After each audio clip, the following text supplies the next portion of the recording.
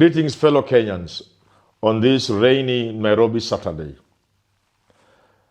Two events happened on Thursday, 30th of October. One in Malaba constituency, Kakamega County. The other in Karen, Nairobi County.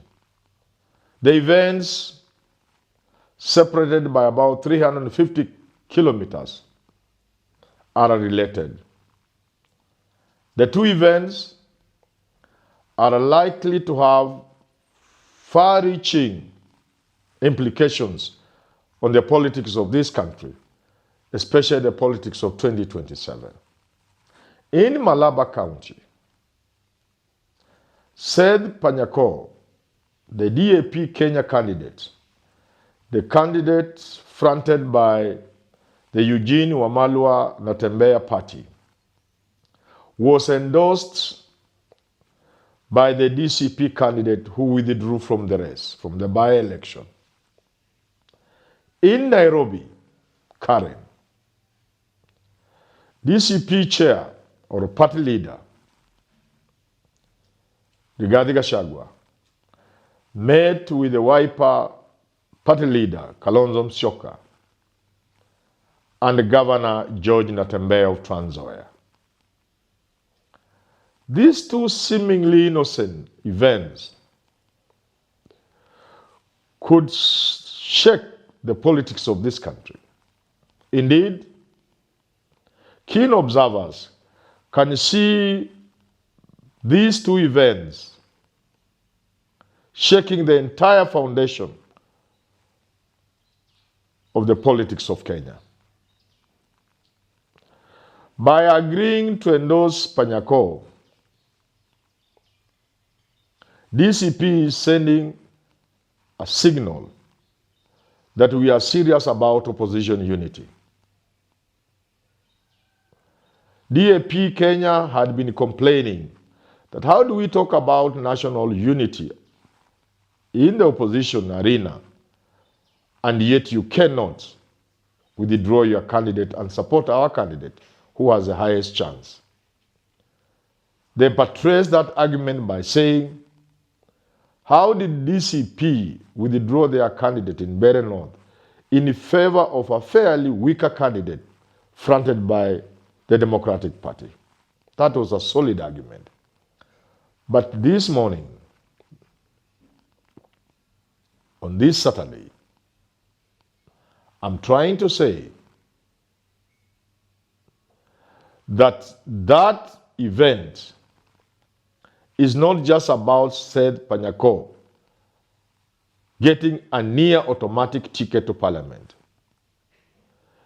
It's about confronting the investment put in place by UDA. Farouk Kibet has camped in Malaba constituency. Many are now shocked that Farouk Kibet speaks near perfect Kiluya.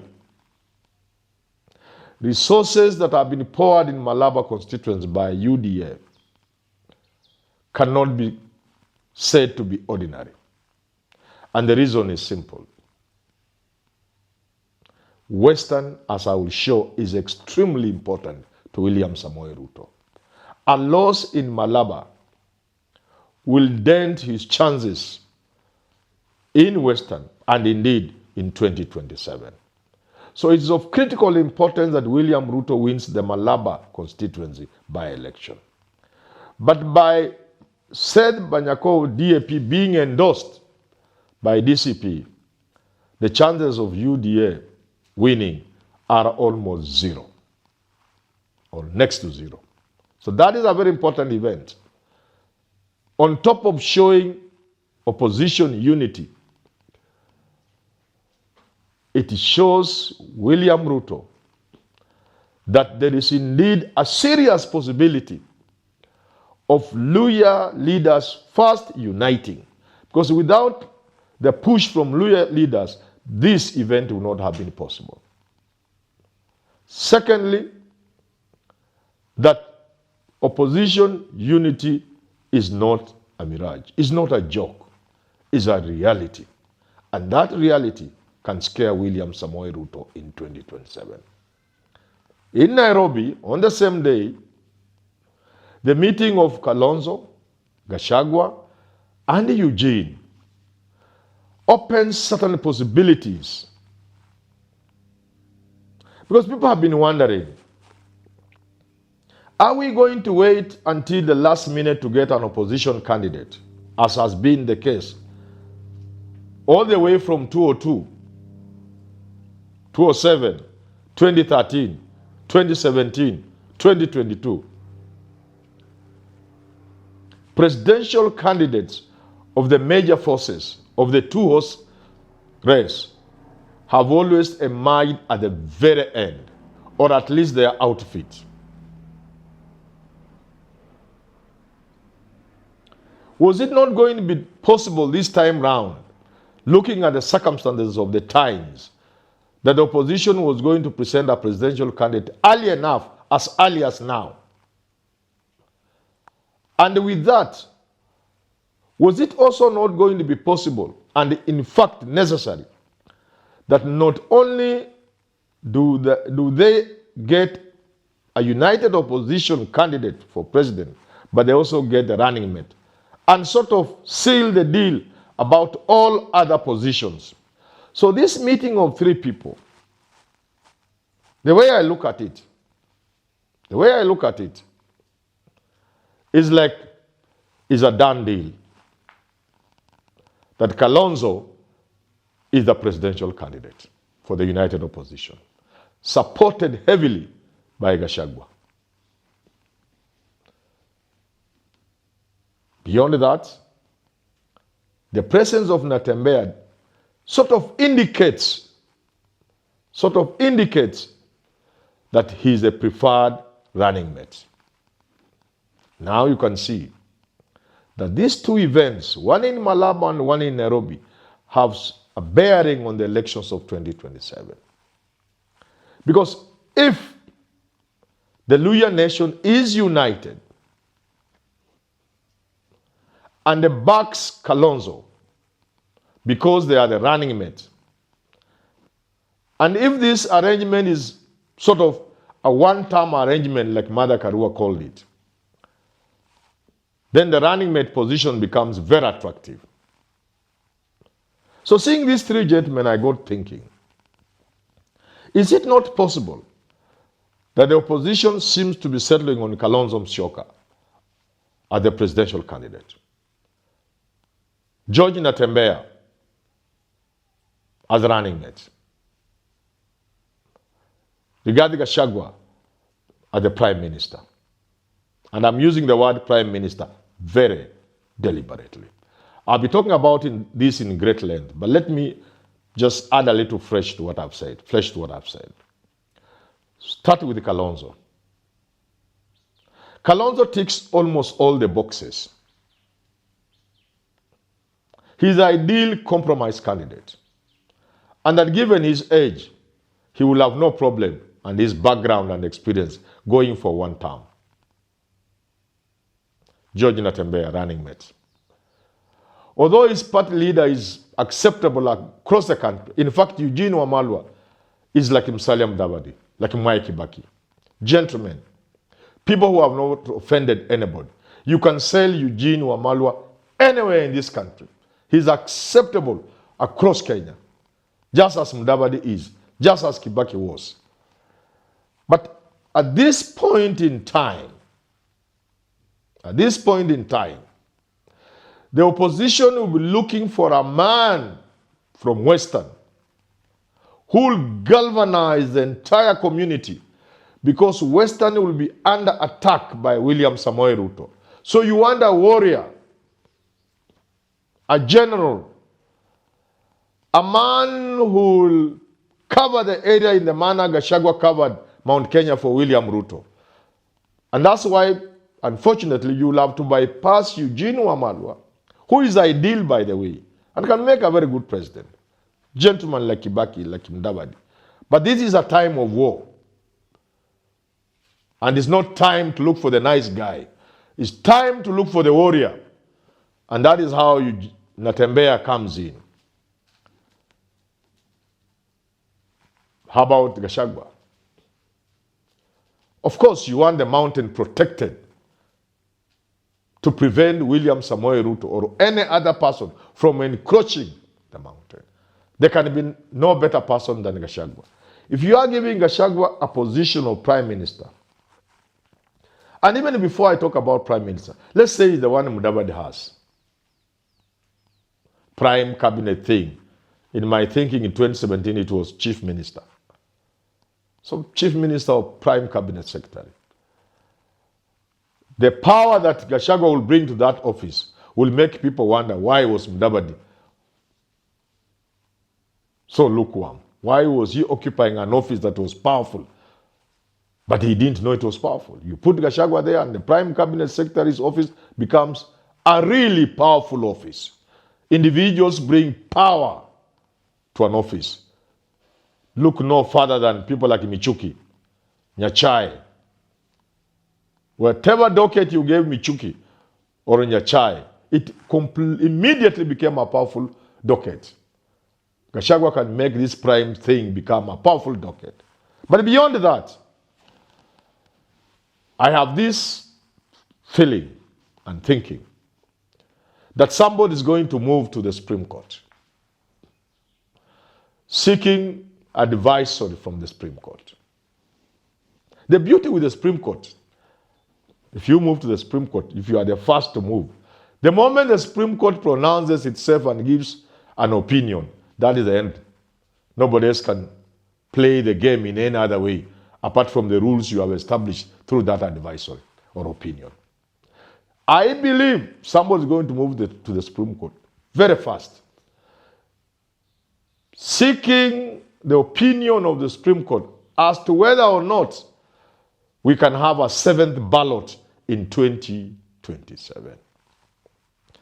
In other words, as the people of Kenya vote for the 6 positions of MCA, Member National Assembly, Women Rep, County Women Rep, Senator, Governor, and President, there is a 7th ballot, a yes or no referendum question. Do we have a prime minister or not? Yes or no?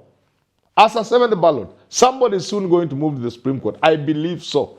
And if these guys are thinking, that's what they should do. To make that position so attractive, you can sell it to a community. And therefore, if Gachagua is going to be the prime minister in such an arrangement, the Mount Kenya people will feel completely part and parcel of this government that is going to be formed, if they form it. And therefore, to summarize, the meeting in Karen, Nairobi, of Rigathi Gachagua, Kalonzo Musyoka, George Natembeya, does not only raise eyebrows, it does point to something unless we are wrong. And that something is an earthquake. An earthquake because the most populous communities, the number 1, number 2, number 1, the Mount Kenya community, number 2, the Luhya community, joining forces to support Kalonzo, who brings the 3 or so million votes of his native Kamba people. Who wins is a no-brainer. And that person who wins in round 1. That is how those of contrary opinion must begin viewing and understanding the getting together of Kalonzo, Rigathi Gachagua, and Eugene Wamalwa. Because all you need to add, because that is already at 51, 52%, to take it to the comfort zone, because we have always argued here that if you want to win against an incumbent, against the people in charge, you have to go beyond 50%, beyond 51%, beyond the 50 plus 1%. You cannot easily be declared president with your 50 plus 1%. Not even 51%. Even 52 is still risky. That you have to push this thing to 56 and above. But the coming together of Gachagua, Kalonzo, and Natembeya gives you a clean 52, 51, 52%, up to 53. That's not enough. They are looking for another 3%. And the day they will begin to fill the other slots, who becomes Speaker of Senate, who becomes Speaker of the National Assembly. And like I've said, these things have to be done in advance. Communities and people have to know where they sit in the next government.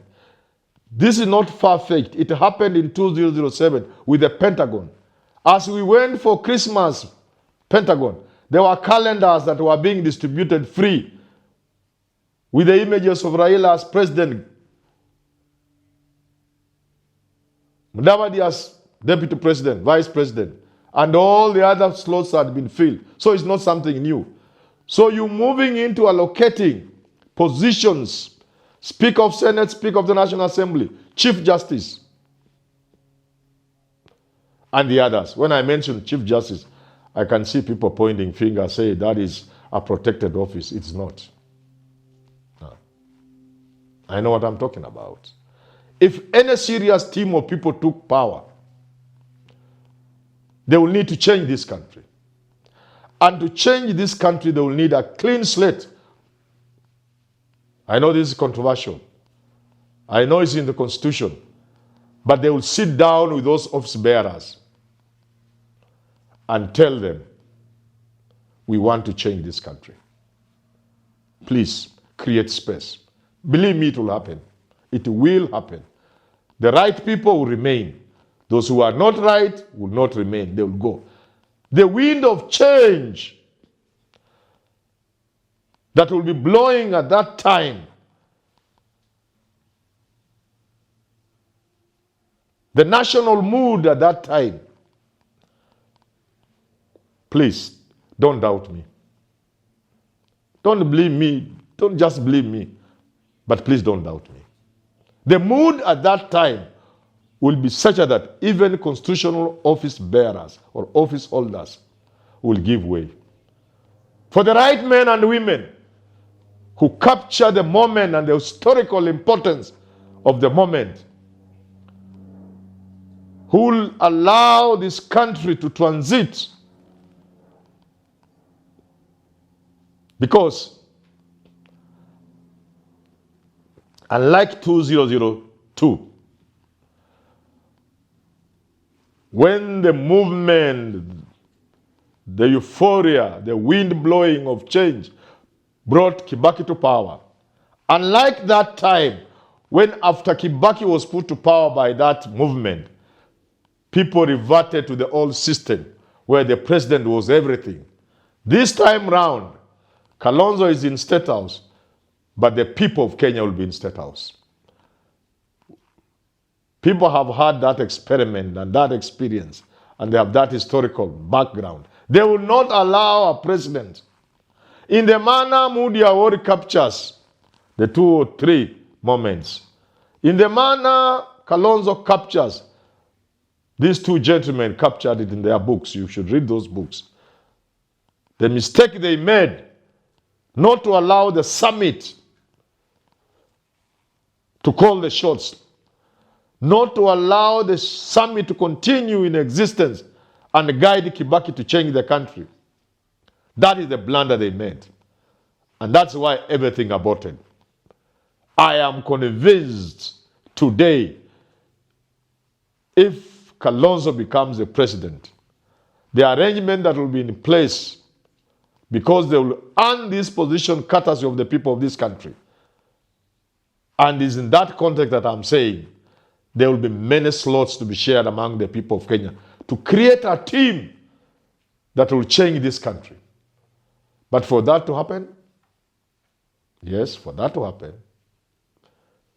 you must beat William Samoei Ruto. Kazi kwenyu.